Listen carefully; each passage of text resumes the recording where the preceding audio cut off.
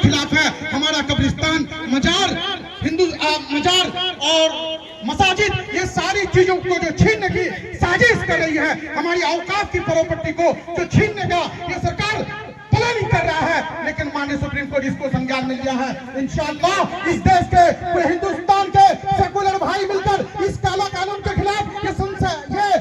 संविधान के विरोध जो ये कानून बना है इसके खिलाफ जो लड़ रहे हैं, तो इंशाअल्लाह हम लोग भी अगर जिंदा दिली का सबूत है किशनगंज वालों, आगामी 20 अप्रैल को किशनगंज के लारा चौक में लाखों की तादाद में पहुंचकर ये नीतीश कुमार, गद्दार, जितेंद्र मांझी, चिराग पासवान और मोदी और अमित शाह की सरकार को उनकी औकात उनको बताने का काम करे कि किशनगंज और सीमांचल के लोग खामोश नहीं है, ये मुर्दा दिल नहीं है, ये जिंदा कौम है और हम लोग जिंदा दिली का दिन सबूत दें। इसलिए मेरे नौजवान, ये आप लोगों पर जिम्मेदारी है कि हम लोग घर जाए, सबके पास मोबाइल है, एक छोटा सा वीडियो बनाए, चाहे सुरजापुरी में बोले या हिंदी पे बोले कि 20 तारीख के दिन लारा चौक किशनगंज जो एक बहुत बड़ा जन सैलाब हुआ जहाँ, इसलिए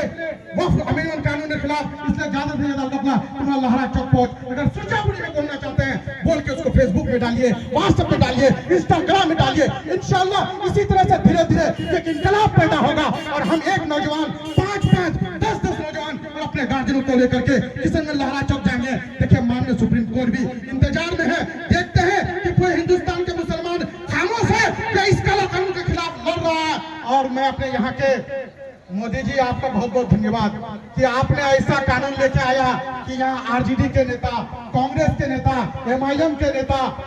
एसडीपीआई के नेता सारे लोग एक मंच पे बैठे हुए हैं। माननीय हमारे गार्जियन जनाब फैयाज आलम साहब, साबित चेयरमैन जिला किशनगंज, पिछले कई दिनों से इस प्रोग्राम का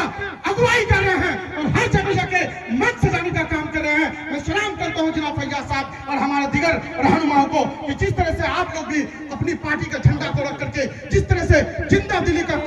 सबूत दे रहे हैं। नौजवान साथियों, आपके जो नेता, हम लोग हमेशा अपने नेताओं से शिकायत होती थी, आज हमारे नेतागण, हमारे रहनुमा, हमारे एमएलए एमपी, ये लोग मजबूती के साथ इस काला कानून के खिलाफ कर रहे हैं। इसलिए हम तमाम जनताओं को इस कानून के खिलाफ लड़ने की जरूरत है। इसलिए मैं आसार को कंप्लीट करते हुए अपनी बात को खत्म करूंगा कि ऐ मर्दे नौजवान, तुझे तेरी जवानी की कसम, सोच में डूबे हुए साजो बगावत की कसम, तू कयामत है, कयामत की कसम, कूद जाओ वक्त के उठते हुए तूफानों में, जलजले डाल दो तकलीफ के वादों में, तेरे आवाज की नगमा, तेरे नगमों की तकद्दुस की कसम, तुझ में बुलबुल की चाहत, गुल की महक, सब कुछ है, सब कुछ है। नौजवानों बता दो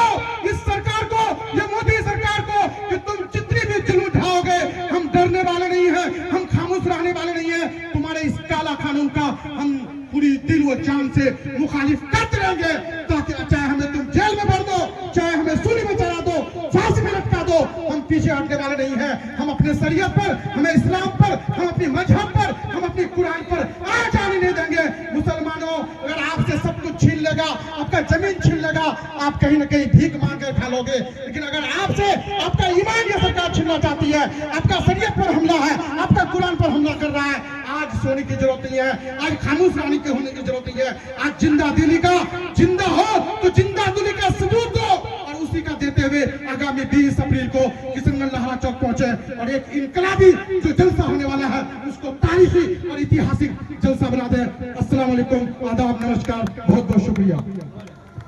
मैं आप